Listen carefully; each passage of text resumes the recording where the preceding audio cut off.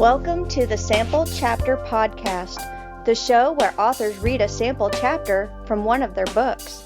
Here's your host, Jason A. Meiske. Hello, Sample Chapter listeners. Hey, this is episode 248 of the Sample Chapter Podcast, and I am your host, Jason A. Meiske. Hey, welcome back. This is part 2 of our feature with D.M. Murphy.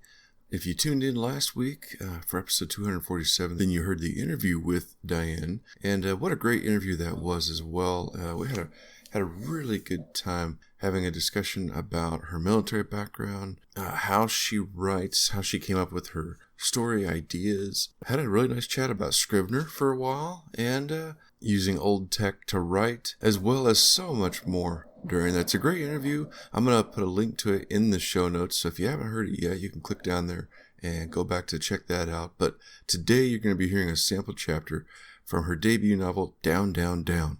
It's book 1 of the Beckler trilogy, and it's a great chapter. I've already heard it, and it's got a really great hook to it. It's got a good cliffhanger ending, so that you want to know more about what's going on. And I definitely recommend that you check that out. And don't forget to click the link in the show notes for her website as well, so that you can see everything else she's up to and be notified when her next book comes out. Well, as for me, it's been a really busy week.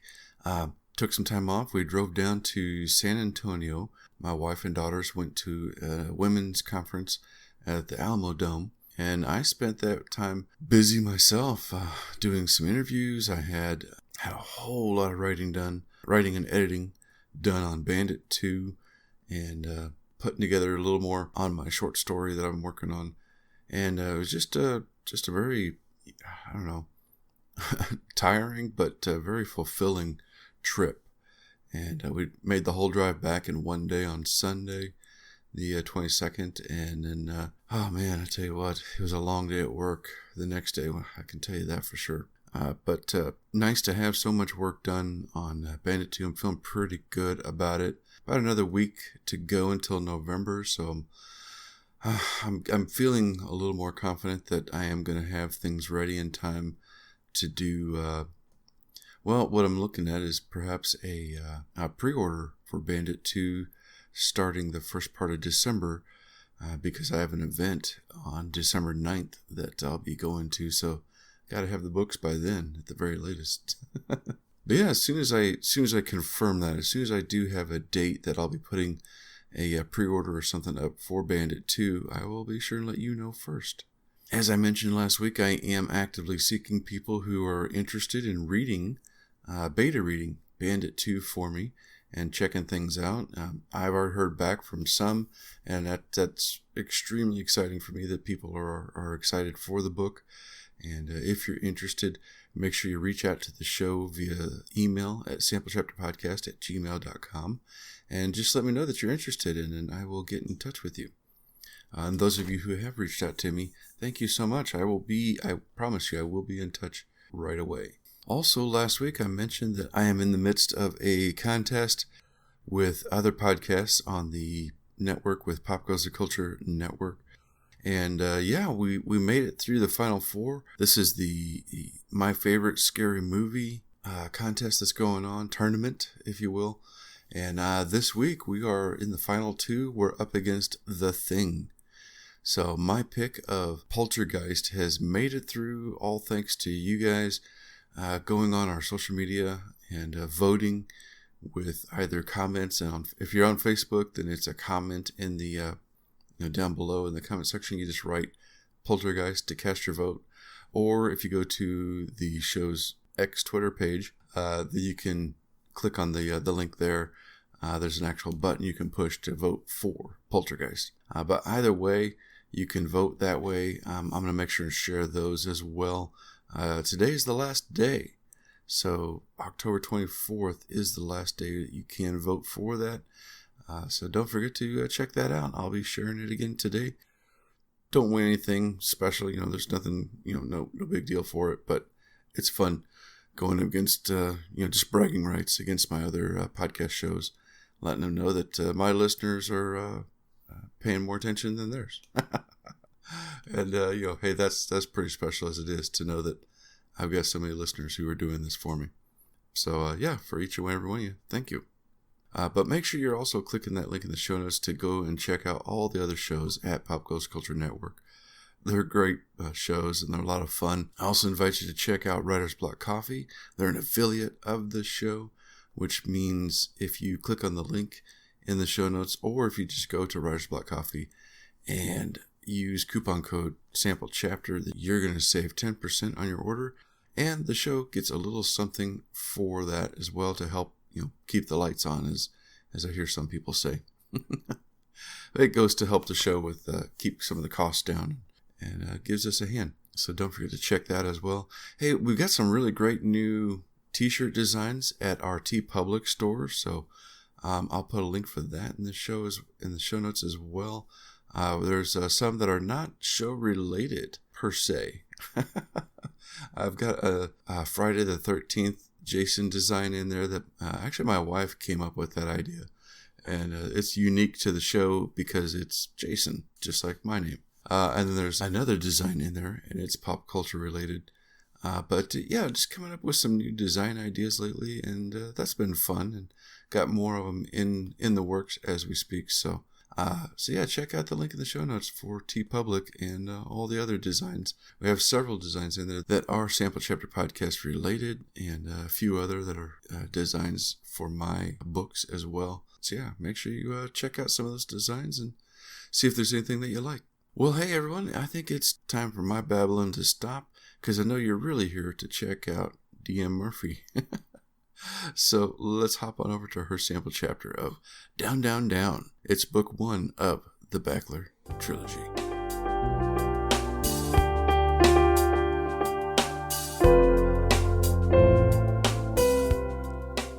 Jason, I'm really excited to be able to share a sample chapter with your audience. What you're about to hear is the first chapter, part 1 of Down, Down, Down, book 1 of the Bachelor trilogy. The narrator is Josh Murphy. If you notice a similarity in the names, it's because Josh is my son. So without further ado, here is chapter 1, part 1 of my crime suspense fantasy, Down, Down, Down. Chapter 1, The Passover. Heels clicked away. Elevator doors opened and closed. Richard Keene looked into the foyer outside his penthouse and confirmed the hall was empty. He shut the door and laid his forehead against it. He crossed to the bedroom, determined to finish the work he and Rita had started. There was very little time left, and the room was a bloody mess. Rita Blair exited the elevator and passed the doorman into the cool autumn air. She nodded and stepped aside a pair of costumed revelers, who laughed their way into the same apartment building. When a cold wind whipped under her coat, Rita drew it closer. It would be an impossibly long evening. A half hour passed, a busy half hour for Keene, and he considered himself done. How had he come to this?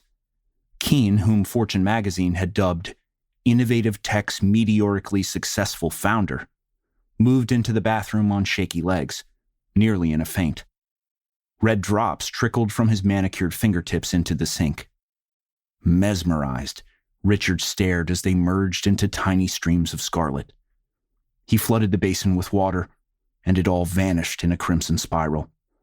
It occurred to him that he might, after all, be insane. Why nausea finally overtook Keene, he didn't know. Like an overindulged frat boy, he lurched for the toilet. Vomit came in waves until he was empty and dry-heaved. He flushed, sat back on his heels, and waited. When he thought he'd dare stand, Keene returned to the mirror. He saw a face as white as his marble vanity, sunken eyes rimmed in red, and what was it? Fear? He turned away. Soon, steam billowed from the shower. Keene entered the comfort of hot water. It poured over his head and down his lean back, buttocks, and legs. With one hand braced on the tiles, Keene ran the other through his thick black hair. He rinsed his mouth. Then he scrubbed the dried blood from his arms. After several minutes, Keene turned off the water and grabbed a monogrammed towel, suddenly aware that time ticked away. The second wave of nausea hit him, as he re-entered the bedroom, saw the red-stained walls, and smelled iron. Keen flipped the switch off. Blindly, he crawled between his cool satin sheets and pulled them over his nose. Too soon, his eyes adjusted to the dim blue nightlight. The bloodied walls appeared again, transformed into black shadows that played tricks and created dreams. They were knights on horseback, flowing rivers, ebony forests, and fairies dancing. Keen steadied himself. Inhale, 2, 3, 4. Exhale, 2, 3, 4. After surviving this one night, he reminded himself, it would be over, one way or another. Keen drew the sheet completely over his face and lay there listening, waiting. Perhaps a minute passed, perhaps 2. A gentle creak, almost not there, grabbed his attention. "Rita?" he whispered. Keen scrunched deeper under the covers. Soft padding like footsteps on the thick blue runner in the foyer followed. Then he heard a clicking like toenails, as if an animal had left the carpet and now crossed the wood. It got louder. Keen melted off the side of the mattress. He crawled under the bed where he stared at the blue cast floor with breathing so labored he knew he was discovered. The clicking got closer until a shadow appeared on the floor next to the bed, and then it stopped. Keen waited. His hand jerked to cover his mouth. Still nothing. He backed toward the wall. Still nothing. He screamed. The sound tore Keen from sleep, bent him upright, and stole his breath. But when the lamplight broke the walls from their blue shadows into ghastlier red, it was worse. Stumbling uneasily to his feet, Keen stood naked, trembling as the shock of the nightmare faded. How in God's name had he fallen asleep? With hands vibrating in front of him, he wanted only one thing: a drink. Yet the liquor was in a cabinet on the other side of the living room, 35 feet away.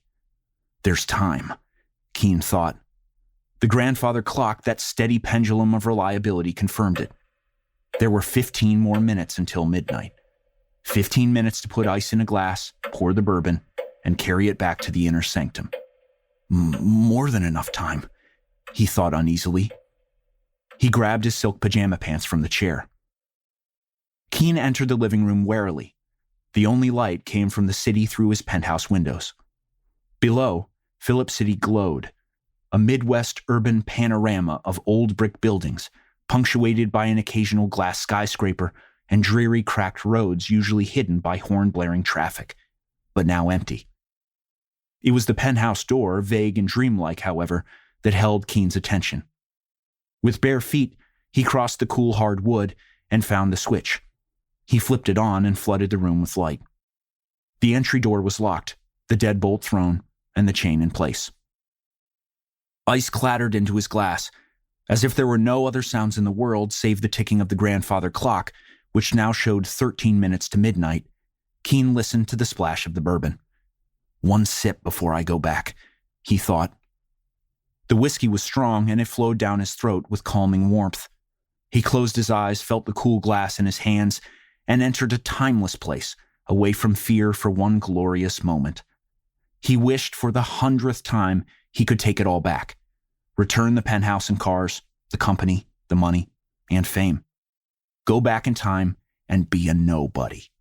A nobody in love with a beautiful woman. That would be more than enough. When he opened his eyes, the room was dark. He heard the first note of his grandfather clock's hourly song and whispered, "No." Then, "No!"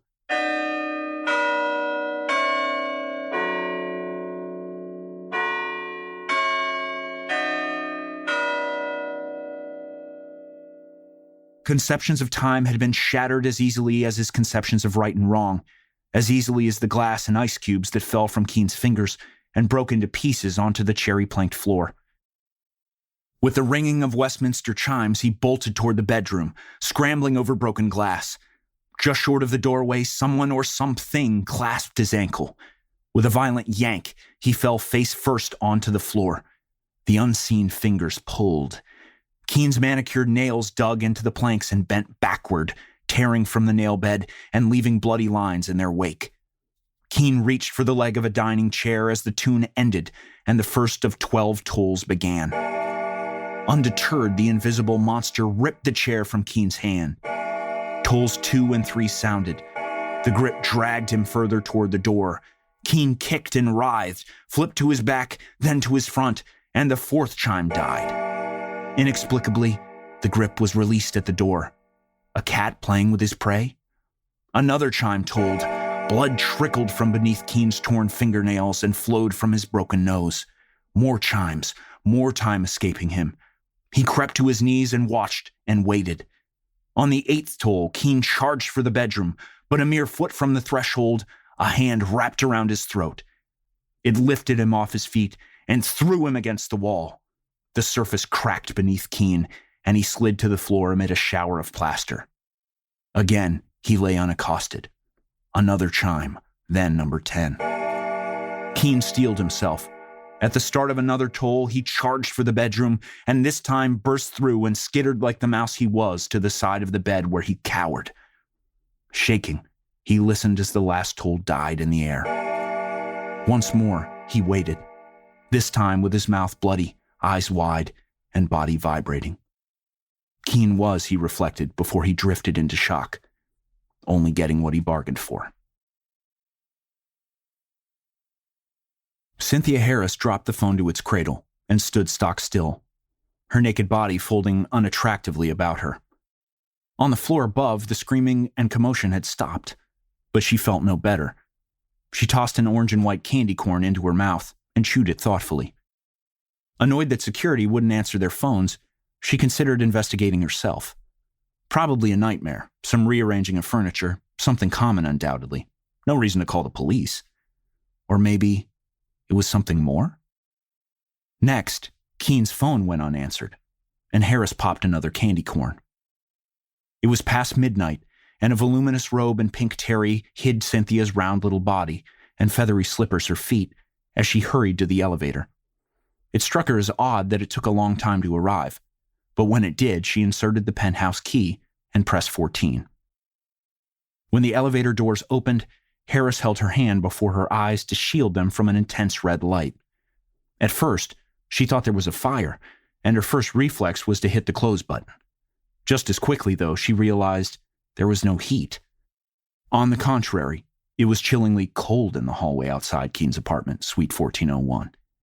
She pressed emergency hold and stepped carefully from the elevator.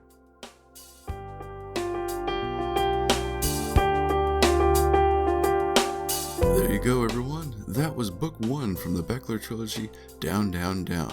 And it was our guest, D.M. Murphy, presenting the sample chapter to you. Like I said, that was a fantastic chapter. I love that cliffhanger ending. You can find out what happened next by clicking the link in the show notes for the book and for Diane's website. Make sure you are also clicking links for our podcast friends, the TeePublic store, and our affiliate at Writer's Block Coffee. And hit the subscribe button so you don't miss out next time when I'm back with a new author, a new book, and an all-new sample chapter. Take care, everyone. We'll talk to you again real soon.